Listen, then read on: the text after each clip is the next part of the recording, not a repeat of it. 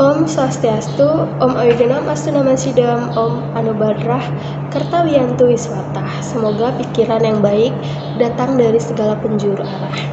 Yang saya hormati Ibu Bapak dosen Universitas Hindu Negeri I Gusti Bagus Sugriwa Denpasar, teman-teman mahasiswa dan umat sedharma.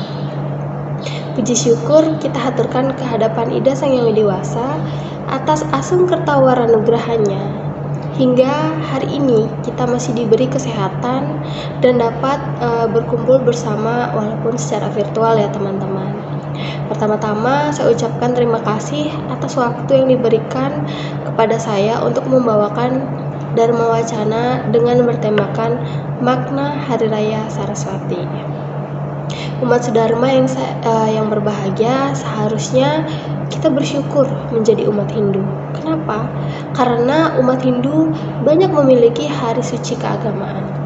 Perayaan hari-hari suci keagamaan merupakan sarana untuk menghaturkan rasa terima kasih dan bersyukur kehadapan Sang Yang Widiwasa. Salah satu hari suci tersebut adalah Hari Saraswati yang datangnya setiap 6 bulan sekali, tepatnya Sabtu Umanis, Wuku, Watu Gunung. Timbul pertanyaan dalam hati, sudahkah kita bersyukur pada setiap Hari Raya Saraswati tiba? Dalam perayaan Hari Raya Saraswati, hendaknya setiap umat merenung dan mencari penyadaran ke dalam diri sendiri. Karena jika sudah menemukan penyadaran dalam diri sendiri, maka itulah hakikat pengetahuan yang tertinggi. Berbicara tentang Saraswati, beliau adalah lambang suatu tingkat kesempurnaan di mana mengandung nilai-nilai satyam, yaitu kebenaran, siwam, yaitu kemuliaan, dan sundaram, yaitu keindahan. Karena tanpanya ketiga nilai ini, maka pengetahuan itu hambar seperti sayur tanpa garam. Ilmu pengetahuan merupakan salah satu unsur untuk meningkatkan taraf hidup manusia. Nah, betapa pentingnya ilmu pengetahuan itu bagi manusia, sehingga dalam ajaran agama Hindu diabadikan dalam bentuk simbolis Dewi Saraswati. Saraswati adalah sebuah nama suci untuk menyebutkan sosok Dewi ilmu pengetahuan. Kata Saraswati berasal dari kata saras dan wati. Saras memiliki arti mata air terus-menerus atau sesuatu yang terus-menerus mengalir. Sedangkan kata wati berarti memiliki.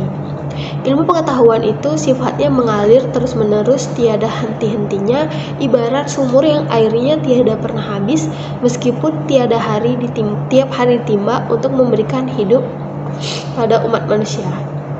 Umat sedharma yang berbahagia, di India maupun di Bali, Dewi Saraswati dilukiskan sebagai dewi yang sangat cantik dan bertangan 4 yang masing-masing memegang genitri, keropak, wina, dan teratai. Sedangkan di dekatnya terdapat burung merak dan angsa.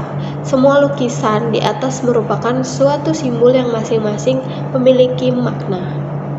Yang pertama, dewi yang cantik dan berwibawa menggambarkan bahwa ilmu pengetahuan itu adalah sesuatu yang amat menarik dan mengagumkan. Kecantikan Dewi Saraswati bukanlah kemolekan yang dapat merangsang munculnya nafsu birahi. Memang orang yang berilmu itu akan menimbulkan daya tarik yang luar biasa.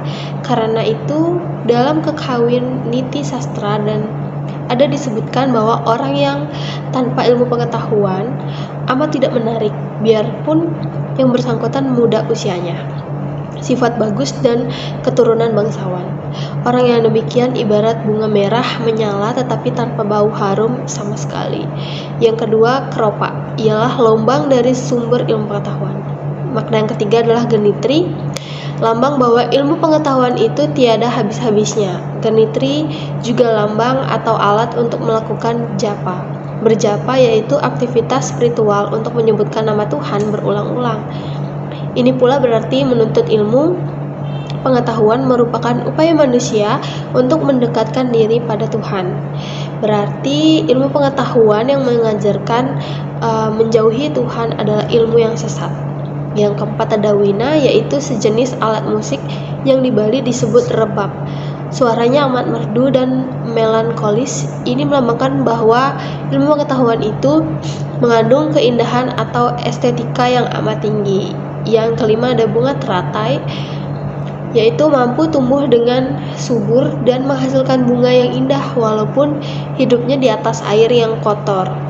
Teratai melambangkan kesucian yang widih dan merupakan simbol dari ilmu pengetahuan itu sangat suci.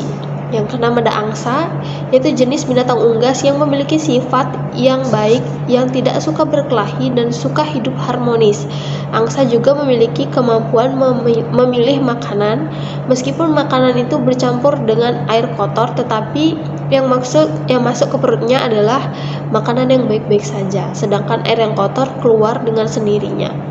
Demikianlah orang yang telah dapat menguasai ilmu pengetahuan, kebijaksanaan mereka memiliki kemampuan wiweke. Wiweke artinya suatu kemampuan untuk membeda-bedakan yang baik dengan yang jelek dan yang benar dengan yang salah. Yang ketujuh ada burung merak, adalah lambang kewibawaan. Orang yang mampu menguasai ilmu pengetahuan adalah orang yang akan mendapat kewibawaan. Umat sedharma yang berbahagia dengan memiliki pengetahuan, maka kita akan menjadi orang tahu atau mengetahui berbagai hal baik tentang hakikat keberadaan hidup itu sendiri maupun cara jalan semestinya dilakukan dalam hidup. Maka jika kita tidak berpengetahuan, kita dipersamakan dengan orang buta masuk gua, atau sudah buta masuk gua pula alangkah gelapnya. Dalam kondisi seperti itu, jelas kita akan banyak membuat kesalahan, yang artinya banyak membuat dosa dalam hidup. Atas dasar pemahaman itu, maka orang yang memiliki ilmu pengetahuan dijamin akan terhindar dari dosa. Demikianlah sedikit pesan Dharma yang dapat saya sampaikan. Semoga dapat bermanfaat bagi kita semua. Apabila ada kata-kata saya yang kurang berkenan di hati umat sedharma sekalian, saya mohon maaf, dan kehadapan Brahman saya mohon ampun. Karena pepatah mengatakan tanahane wang suwete nulus, tidak ada manusia yang sempurna. Saya ucapkan terima kasih atas perhatiannya, dan saya akhiri dengan mantra puja santi. Om Santi Santi Santi Om.